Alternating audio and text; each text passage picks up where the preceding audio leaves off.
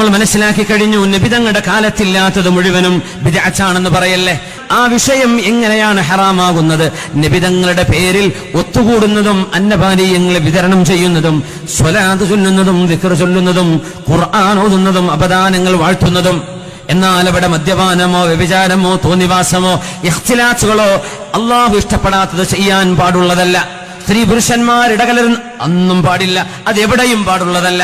എന്നാൽ മൗലിദ് വരുമ്പോഴേക്കും അത് നബി ചെയ്തോ സ്വഹാബികൾ ചെയ്തോ എന്ന് 100 കൂട്ടം ചോദ്യങ്ങൾ ചോദിച്ച് ഈ ഉമ്മത്തിനെ വസ്വാസിലാക്കുന്ന നമ്മുടെ ന്യൂ ജനറേഷൻ മുഅ്മിനീങ്ങളോട് വളരെ വിനയത്തോടുകൂടെ പറയട്ടെ, കരുണയുടെ നബിയായ അഷ്റഫുൽ ഖൽഖ് തങ്ങൾ അല്ലാഹുവിന്റെ റസൂൽ വന്ന നിഅമത്തിനോളം വലിയൊരു നിഅമത്ത് ഈ ഉമ്മത്തിന് എന്താണുള്ളത്? അപ്പൊ നബി മരിച്ചില്ലേ? നബി വഫാത്തായ ദിവസം കൂടിയല്ലേ അത്?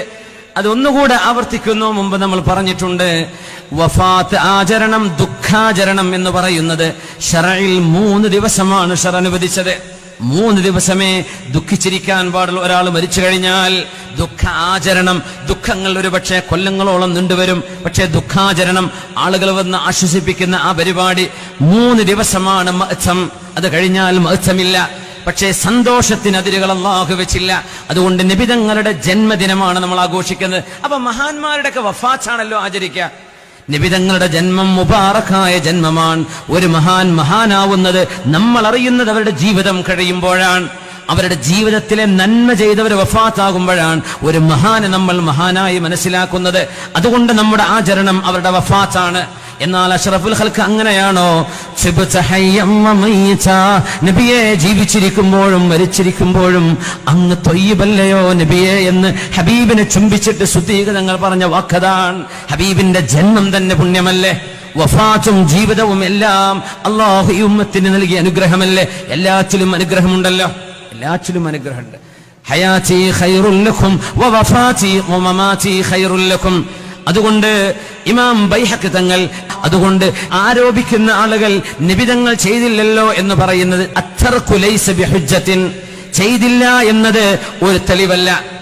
ചെയ്തില്ല എന്ന് ചെയ്യാൻ പാടില്ലെന്ന്. അങ്ങനെയാണെങ്കിൽ ഇന്ന് മൈക്കുണ്ടോ? ഇത് ഉപയോഗിക്കുന്നില്ലേ? 2 ഹറമൈനുകൾ ഉപയോഗിക്കുന്നില്ലേ? ലോക മസ്ജിദുകൾ ഉപയോഗിക്കുന്നില്ലേ? എന്തെല്ലാം സംവിധാനങ്ങൾ, എന്തെല്ലാം സംഗതികൾ, കോടിക്കണക്കിന് സംഭവങ്ങളില്ലേ തങ്ങളുടെ കാലത്തില്ലാത്തത്? നമ്മൾ ഉപയോഗിക്കുന്ന മൊബൈൽ ഫോൺ അടക്കം ഇതിന്റെ വിധി എന്താ? ജായിസ് അൽ അസ്ലു അൽ ഹിൽ, ഹലാലാവലാണ് അസ്ല്, ഹറാമാവൻ തെളിവ് വേണം. അസ്ലു അലൈക്കും മാ ഹറമ റബ്ബി, എന്റെ റബ്ബ് ഹറാമാക്കിയത് എന്താണെന്ന് ഞാൻ പറഞ്ഞു തരാം. എന്താണ് അതിന്റെ അർത്ഥം? ഹലാലാണ് അസ്ല്, അത് ഹറാമാണെങ്കിൽ തെളിവ് വേറെ വേണം. ഇത് ചെയ്യരുതെന്ന് ആരെങ്കിലും പറഞ്ഞോ?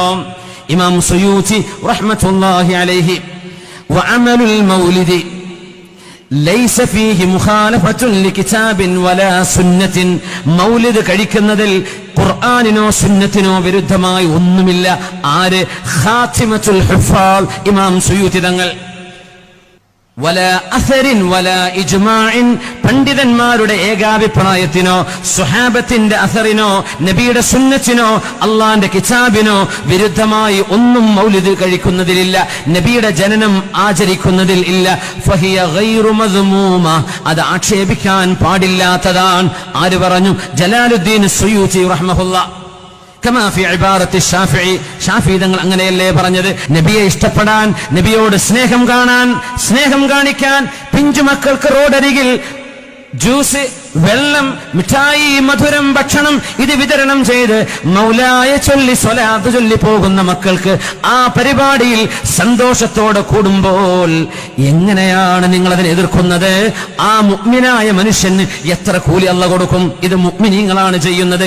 ലഅംരി ഇന്നമാ യകൂനു ജസാഉഹു മിനല്ലാഹിൽ കരീം അൻ യുദ്ഖിലഹു ബിഫദ്ലിഹി ജന്നത്തൻ നഈം.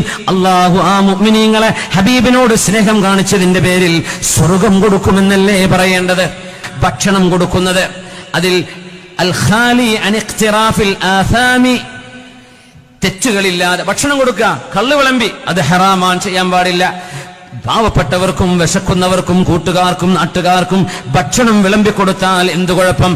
നിങ്ങൾ ചെയ്യണ്ടേ? വേണ്ട, സുന്നത്തുകൾ നിർബന്ധമല്ലല്ലോ, ചെയ്യണ്ട. പക്ഷെ ചെയ്യുന്ന ആളുകൾ ഇത് ചെയ്യുമ്പോ ബിദ്അത്ത് തുടങ്ങി, കുഫ്ർ തുടങ്ങി, ശിർക്ക് തുടങ്ങി, ഇത് പറയല്ലേ ദയവ് ചെയ്ത്. നിങ്ങൾ വീട്ടിൽ പോയിട്ടിരുന്നോ? കടന്നുറങ്ങിക്കോ. ഒന്നും ഒന്നും മിണ്ട, നബിയെ പറ്റി ആർക്ക് പറഞ്ഞു കൊടുക്കണ്ട, റബീഉൽ അവ്വലിലും പറയില്ല, അല്ലാത്തപ്പോഴും പറയണ്ട, ഒന്നും ചെയ്യണ്ട. പക്ഷെ അത് ചെയ്യുന്നവരെ എതിർക്കരുത്, ഇത്രേ പറയാനുള്ളൂ. നിങ്ങൾ എതിർക്കണ്ട, അത്രയേ ഉള്ളൂ. ഈ ഉമ്മത്തിനെ വസ്വാസിലാക്കുന്ന നമ്മുടെ ന്യൂ ജനറേഷൻ മുഅ്മിനീങ്ങളോട് വളരെ വിനയത്തോടുകൂടെ പറയട്ടെ, അല്ലാഹുവിന്റെ റസൂൽ തിങ്കളാഴ്ച ദിവസത്തിന്റെ ഒരു ശ്രേഷ്ഠത പറഞ്ഞു. ആ ഹദീസ് റിപ്പോർട്ട് ചെയ്യുന്നത് ഉമർ ഇബ്നുൽ ഖത്താബ് റളിയല്ലാഹു അൻഹു. ഹദീസ് സ്വഹീഹ് മുസ്ലിമിൽ കാണാം. സുഇല, നബി തങ്ങളുടെ മുമ്പിൽ വന്നൊരു ചോദ്യം, നബിയെ എന്തിനാണ് തിങ്കളാഴ്ച നോമ്പെടുക്കുന്നത്? എന്താ നബിയെ തിങ്കളാഴ്ചയുടെ പ്രത്യേകത? ذاك يوم ولدت فيه, ഞാൻ ജനിച്ച ദിവസമാണത്. വയൗമ ബുഇസ്തു ഫീഹി, എനിക്ക് അല്ലാഹു വഹീ തന്ന ദിവസമാണത്. അതുകൊണ്ട് ആ ദിവസത്തിന് പ്രത്യേകതയുണ്ട്. നബി തങ്ങളുടെ ജനനം സാധാരണ മക്കളുടെ ബർത്ത്ഡേ പോലെയാണോ? ബർത്ത്ഡേ വിഷയങ്ങളിൽ അനാചാരങ്ങളും ആശ്വാസമല്ലാത്തതും നടക്കുന്നത് തടയപ്പെടേണ്ട തന്നെയാണ്, യാതൊരു സംശയവുമില്ല. പക്ഷേ ഹബീബിന്റെ ജന്മം നമ്മുടെ മക്കളുടെ ജന്മത്തോടാണോ നിങ്ങൾ ഉപമിക്കുന്നത്? നമ്മുടെ മക്കളുടെ ബർത്ത്ഡേ ആണോ ഹബീബിന്റേത്? ഞാൻ ജനിച്ച ദിവസമാണത്, അതുകൊണ്ട് അന്ന് സുന്നത്ത് നോമ്പെടുക്കൽ പുണ്യമാണ് എന്ന് നബി തങ്ങൾ ശരീഅത്തിൽ നമുക്ക് നിയമമാക്കി തരുമ്പോൾ തിങ്കളാഴ്ച നോമ്പെടുക്കുന്ന ഓരോ മുഅ്മിനും ഓർക്കണം, ഇതെന്റെ ഹബീബ് ജനിച്ച ദിവസമാണ്. എന്തേ അതിൽ കുഴപ്പം? ഹബീബ് ജനിച്ച ദിവസം ഓർക്കാൻ എന്താണ് അതിൽ കുഴപ്പമുള്ളത്? 4-ാം നൂറ്റാണ്ട് മുതൽ ഇങ്ങ് മുത്തഖീങ്ങളായ മുഅ്മിനീങ്ങളായ ആളുകൾ ചെയ്തു വരുന്ന അത് മുഅർരിഖീങ്ങളും ഹാഫിളീങ്ങളുമായ ആളുകൾ, ഹദീസ് പണ്ഡിതന്മാരും പ്രഗൽഭരായ ആലിമീങ്ങളും അത് ഗുണകരമാണ്, നല്ലതാണ് എന്ന് പറഞ്ഞിരിക്കെ ആരൊക്കെയാ പറഞ്ഞു? മഹാനായ ഹാഫിദ് ഇബ്നുൽ ജൗസി നേരത്തെ പറഞ്ഞു, ഹംബലി മദ്ഹബുകാരൻ, മഹാനായ അല്ലാമ ഇബ്നു കസീർ, മഹാനായ ഹാഫിദ് ഇബ്നു ദിഹിയത്തുൽ അൻദുലുസി, മഹാനായ ഹാഫിദ് ഇബ്നു ഹജർ അൽ അസ്ഖലാനി, മഹാനായ ഖാതിമത്തുൽ ഹുഫാദ് എന്ന് പറയുന്ന ജലാലുദ്ദീൻ സുയൂത്തി റഹിമഹുമുല്ലാഹ്. ഇവരെല്ലാം മൗലിദ് പാരായണം ചെയ്യുന്നതും ഹബീബിന്റെ ജനനം നടന്ന ദിവസവും ആ മാസവും നബിതങ്ങൾ അനുസ്മരിക്കുന്നതും നബിതങ്ങളുടെ മദ്ഹുകൾ പാടുന്നതും പുണ്യമാണ് എന്ന് ഈ ആലിമീങ്ങളൊക്കെ പറഞ്ഞിട്ടുണ്ട്. അതുകൊണ്ട് എതിർക്കേണ്ടത് ഈ ആലിമീങ്ങളെയാണ്. അവർക്കാണ് നിങ്ങൾ മറുപടി പറയേണ്ടത്, ഞങ്ങൾക്കല്ല. ഹാഫിദ് ഇബ്നു ഹജർ തങ്ങൾക്ക് മറുപടി പറയ്, ഇബ്നു കസീർ തങ്ങൾക്ക് പറയ്, ഇബ്നുൽ ജൗസി തങ്ങൾക്ക് പറയ്, ഇബ്നു ദിഹിയത്തുൽ അൻദുലുസിക്ക് പറയ്, മഹാന്മാരായ ജലാലുദ്ദീൻ സുയൂത്തി എന്ന ഹാഫിദുൽ ഖാതിമത്തുൽ ഹുഫാദ് എന്ന പ്രഗൽഭനായ ശാഫിഈ മദ്ഹബിലെ പണ്ഡിതൻ, ഇവർക്ക് മറുപടി പറയ്. മഹാനായ ഇബ്നു ഹജർ അസ്ഖലാനി തങ്ങൾ പറയുന്നു, അമലു മൗലിദിൻ നബി ഈ വിഷയത്തിൽ ഹുവ മാ സബത ഫി സ്വഹീഹൈൻ, സ്വഹീഹൈൻ ബുഖാരിയിലും മുസ്ലിമിലും വന്ന സംഭവമാണ് നബിയുടെ മൗലിദ് ആചരണത്തിന് തെളിവ് പറയുന്നത്. ഇനി അടുത്ത കൊല്ലത്തേക്ക് എടുത്താൽ മതി ഇൻഷാ അല്ലാഹ്. അടുത്ത കൊല്ലാകുമ്പോ നമ്മുടെ വാട്സപ്പിലൊക്കെ വന്ന് നിറയും ഓരോ ചോദ്യങ്ങൾ. മഹാനായ ഹാഫിദ് ഇബ്നു ഹജർ അൽ അസ്ഖലാനി തങ്ങൾ നബി സല്ലല്ലാഹു അലൈഹി വസല്ലമ തങ്ങളുടെ മൗലിദ് ആചരിക്കാൻ പറ്റും, അത് ചെയ്യേണ്ടതാണ് എന്ന് എവിടെ നിന്നാണ് തെളിവെടുത്തത്? മാ സബത ഫി സ്വഹീഹൈൻ أن النبي قدم المدينة صلى الله عليه وسلم فوجد اليهود يصومون يوم عاشوراء. നബി തങ്ങൾ പരിശുദ്ധമായ മദീനയിലേക്ക് വന്നപ്പോൾ ജൂതന്മാർ ആഷൂറ ദിവസം നോമ്പെടുക്കുകയായിരുന്നു, മുഹറം 10. ഫസഅലഹും ഫഖാലു, ശരിക്കും മനസ്സിലാക്കുക തെളിവ് എന്താണ്? തെളിവ് ചോദിക്കുന്നവര് ആരാ? ഇബ്നു ഹജർ അസ്ഖലാനി തങ്ങളൊക്കെ. ബുഖാരിക്ക് ശർഹ് ചെയ്ത ഏറ്റവും പ്രഗൽഭമായ ശർഹ് ഫത്ഹുൽ ബാരിയാണ്. ഒരുപാട് ആളുകൾ ശർഹ് ചെയ്തു. ഏറ്റവും പ്രാമാണികമായ സ്വഹീഹുൽ ബുഖാരിയുടെ ഏറ്റവും പ്രാമാണികമായ വിവരണം നൽകുന്നത് മഹാനായ ഇബ്നു ഹജർ അസ്ഖലാനി തങ്ങളാണ്. അവർ പറയുന്നു, അല്ലാഹുവിന്റെ റസൂൽ മദീനയിലേക്ക് വന്നപ്പോൾ ജൂതന്മാർ നോമ്പെടുക്കുന്നത് കണ്ടു, മുഹറം 10. തങ്ങൾ ചോദിച്ചു, എന്തേ നോമ്പെടുക്കാൻ കാരണം? അവർ പറഞ്ഞു, ഹാദാ യൗമുൻ അഗ്റഖല്ലാഹു ഫീഹി ഫിർഔൻ, ഫിർഔനിനെ അല്ലാഹു മുക്കിക്കളഞ്ഞ ദിവസമാണിത്. വനജ്ജാ മൂസ, മൂസ നബി അല്ലാഹു രക്ഷപ്പെടുത്തിയ ദിവസമാണ്. ഫനഹ്നു നസൂമുഹു ശുക്റൻ ലില്ലാഹ്, അല്ലാഹുവിന് ശുക്റായിട്ട് ഞങ്ങൾ നോമ്പെടുക്കുകയാണ്. മഹാനായ ഹാഫിദ് ഇബ്നു ഹജർ തങ്ങൾ അൽ അസ്ഖലാനി ഈ സംഭവത്തെ ആസ്പദമാക്കി വിവരിക്കുകയാണ്. അവരാണ് വിവരിച്ചു തരേണ്ടത്, അവരാണ് മനസ്സിലാക്കി തരേണ്ടത്. ഹദീസിന്റെ ബുഖാരിയുടെ പരിഭാഷ വീട്ടിൽ കൊണ്ടുപോയി വെച്ചിട്ട് നമുക്ക് നിയമം ഉണ്ടാക്കാൻ കഴിയില്ല. നമ്മൾ ആ മനസ്സിലാക്കുന്നതല്ല നിയമം. അത് ആലിമീങ്ങൾ പറയണം. ഹാഫിദ് എന്നവർ പറയട്ടെ, ഫയുസ്തഫാദു മിൻഹു ഫിഅലു ശുക്രില്ലാഹി അലാ മാ ബിഹി ഫീ യൗമിൻ മുഅയ്യനിൻ മിൻ ഇസ്ദാഇ നിഅമത്തിൻ ഔ ദഫ്ഇ നിഖ്മ. അങ്ങനെ വന്നാൽ നമുക്കൊരു നന്മയോ ഒരു അപകടമോ സംഭവിച്ച ദിവസം ആ നന്മക്ക് ശുക്റായും അള്ളാഹു രക്ഷപ്പെട്ട അപകടത്തിന് അള്ളാഹുവിന് ചെയ്യുന്ന പ്രായശ്ചിത്തമായിട്ടും അള്ളാഹുവിന്റെ വിപത്തുകൾ തടുക്കാൻ ഉദ്ദേശിച്ചുകൊണ്ടും അള്ളാഹുവിന് നന്ദി പ്രകടനം ഏതെങ്കിലും ഒരു പ്രത്യേകമായ ദിവസം ചെയ്യുന്നത് കൊണ്ട് യാതൊരു വിരോധവുമില്ല. എല്ലാ ദിവസവും ആ ദിവസം പ്രത്യേകമായ ദിവസം വരുമ്പോൾ ഒരു നന്മ ചെയ്യുന്നത്. ഒരു ഉദാഹരണം പറയാം. എൻ്റെ ഒരു സുഹൃത്തുണ്ട്, തൃശ്ശൂർ ജില്ലക്കാരൻ, റഷീദ് എന്നാണ് അവരുടെ പേര്, അബുദാബിയിലുണ്ട്. ഇപ്പോഴത് കേൾക്കുന്നുണ്ടോ എന്ന് എനിക്കറിയില്ല. അദ്ദേഹം ഒരു കർട്ടൻ ജോലിക്കാരനാണ്. അദ്ദേഹത്തിന്റെ ഉമ്മ ഇപ്പോഴത്ത് മരിച്ചു, അനുജൻ മരിച്ചു, അവർക്കൊക്കെ പുറത്തു കൊടുക്കട്ടെ. അദ്ദേഹം ഒരു അനുഭവം പറഞ്ഞു. അദ്ദേഹം ലിഫ്റ്റ്, ഒരു വീട്ടിൽ കർട്ടന്റെ പണിക്ക് ചെന്ന് ദുബൈയിൽ അബുദാബിയിലെ ഒരു വീട്ടിലെ ലിഫ്റ്റിന്റെ ഒരു ഹോൾ ഉണ്ടായിരുന്നു, കണ്ടില്ല. അറിയാതെ 3-ാം നിലയിൽ നിന്ന് ഒരൊറ്റ ചവിട്ട് ആ ഹോളിലേക്ക് നേരെ അങ്ങ് താഴെ വീണു. 3 നിലയിൽ നിന്ന് താഴേക്ക് ലിഫ്റ്റിന്റെ. അദ്ദേഹം പറയാ, എന്തോ ഒരു കാവൽ, ഞാൻ ആ 2 വയറിന്റെ ഇടയിൽ തലകുടുങ്ങി, എൻ്റെ ഒരു പ്രയാസം ഉണ്ടായില്ല. തല പൊട്ടി മരിക്കേണ്ട കേസാണ്, അത്രയും അപകടകരമായ സിറ്റുവേഷൻ. അദ്ദേഹം അതിന് പകരം എല്ലാ കൊല്ലവും ഒരു മൂരി അറുത്തിട്ട്, ഒരു കാലിയെ അറുത്തിട്ട് ജനങ്ങൾക്ക് സ്വതക്കയായി മാംസം വിതരണം ചെയ്യാറുണ്ട്. ആ ചെയ്തതിന്റെ വിതരണം ഇപ്പൊ കഴിഞ്ഞ ആഴ്ച നടന്നു, ഈ കൊല്ലത്തേത്.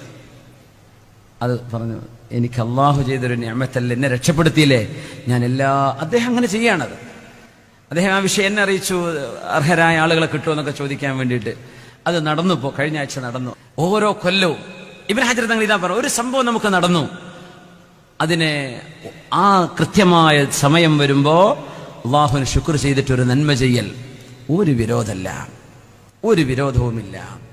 وأي نعمة أعظم من نعمة بروز هذا النبي نبي الرحمة.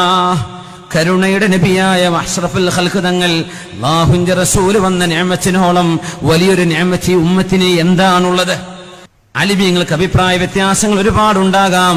പക്ഷേ ഇത്തരം ആലിമീങ്ങളുടെ പ്രമാണങ്ങൾ ഉണ്ടായതിന്റെ പേരിലാണ് നമ്മളത് ചെയ്യുന്നത്. ഇമാം സുയൂത്തി തങ്ങൾ, മഹാനായ ഹാഫിദ് ശംസുദ്ദീൻ ഇബ്നു ജൗസി തങ്ങളിൽ നിന്ന് മഹാനവർ കിതാബ് എഴുതിയിട്ടുണ്ട്, അർഫു തഅരീഫ് ബിൽ മൗലിദി ശരീഫ്. ഇബ്നു ജൗസിയുടെ കിതാബ് ഇന്നഹു സഹ. അതിൽ മഹാനവർ പറയുന്നത്, നബിയുടെ മൂച്ചാപ്പ അബൂ ലഹബ്. ആരാണ് അബൂ ലഹബ്? ഖുർആനിൽ സൂറത്ത് ഇറക്കിയില്ലയോ, തബ്ബത് യദാ അബീ ലഹബിൻ വതബ്. അബൂ ലഹബ് നശിച്ചു എന്ന് ഖുർആൻ എത്ര പറഞ്ഞു? അവൻ നരകത്തിലാണെന്ന് പറഞ്ഞു. ആ അബൂ ലഹബിന് നാളെ അദാബ്, നാളെ നരകത്തിന്റെ ശിക്ഷയിൽ എല്ലാ തിങ്കളാഴ്ചയും അല്ലാഹു ശിക്ഷയിൽ ഇളവ് നൽകുന്നുണ്ട്. അത് സ്വഹീഹായ ഹദീസാണ്. ലിയഅ്താഖിഹി സുവൈബ എന്ന അടിമ സ്ത്രീ, അള്ളാന്റെ റസൂല് ജനിച്ചു, നിങ്ങളുടെ അനുജൻ അബ്ദുള്ളക്ക് മുഹമ്മദ് എന്ന മോൻ ജനിച്ചു എന്ന സന്തോഷ വാർത്ത നബിയുടെ മൂസാപ്പയും നബിയെ ഉപദ്രവിച്ച ആളുമായ അബൂലഹബിനോട് അബൂലഹബിന്റെ അടിമ സ്ത്രീയായിരുന്ന സുവൈബ ബീവി വന്ന് പറഞ്ഞപ്പോൾ അബൂലഹബ് സന്തോഷം കൊണ്ട് അവരെ സ്വതന്ത്രയാക്കി വിട്ടു. ആ സന്തോഷം പ്രകടിപ്പിച്ചതിന്റെ പേരിൽ കാഫിറായ അബൂലഹബ് ജൂസിയ ഫിന്നാരി ബിഫറഹിഹി ലൈലത മൗലിദിൻ നബി. അല്ലാഹുവിന്റെ റസൂൽ ജനിച്ച ആ രാത്രിയിൽ ആ പെണ്ണിനെ സ്വതന്ത്രയാക്കി സന്തോഷം കാണിച്ചതിന്റെ പേരിൽ നരകത്തിൽ എല്ലാ തിങ്കളാഴ്ചയും അല്ലാഹു അബൂലഹബിന് ശിക്ഷയിൽ ഇളവ് കൊടുക്കുന്നുണ്ടെങ്കിൽ ഫമാ ഹാലുൽ മുസ്ലിം അൽ മുവഹിദ് മിൻ ഉമ്മത്തി മുഹമ്മദിൻ. മുഹമ്മദ് നബിയുടെ ഉമ്മത്തിലെ മുസ്ലിമീങ്ങളുടെ അവസ്ഥ പിന്നെ എന്താണ്? കാഫിറിന് പോലും അബൂലഹബ് നരകത്തിലാണെന്ന ഖുർആനിന്റെ വ്യക്തമായ പ്രഖ്യാപനമാണ്. ഖുർആനിന്റെ നസ്സുൻ സ്വരീഹുൻ വാളിഹ്. എന്നിട്ട് പോലും നാളെ അല്ലാഹു നരക ശിക്ഷയിൽ നിന്ന് അബൂലഹബിന് എല്ലാ തിങ്കളാഴ്ചയും ഇളവ് കൊടുക്കുന്നുണ്ടെങ്കിൽ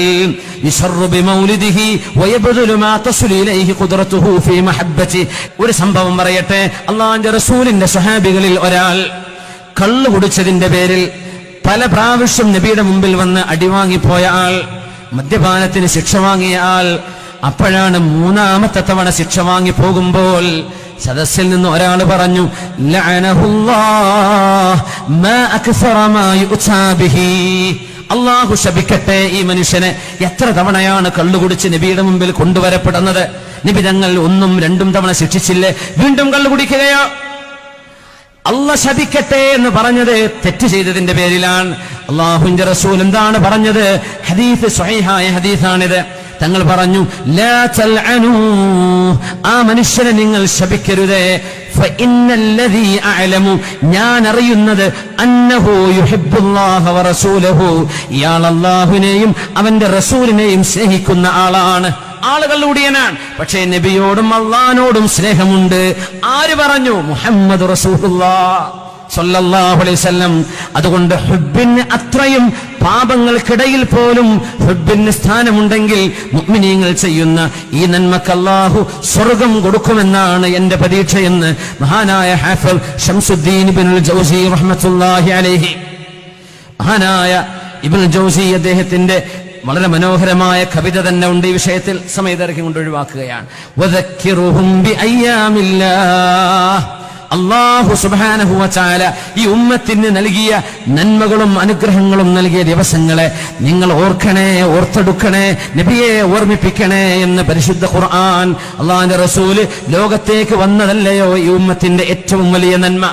അല്ലാഹു ആ നന്മയെ ഓർക്കുന്ന മുഅ്മിനീങ്ങൾ മൗലിദ് പാരായണവും ഹബീബിന്റെ മദുഹും ഭക്ഷണ വിതരണവും ചെയ്യുമ്പോൾ ദയവ് ചെയ്ത് ബിദ്അത്ത് എന്ന് പറയല്ലേ.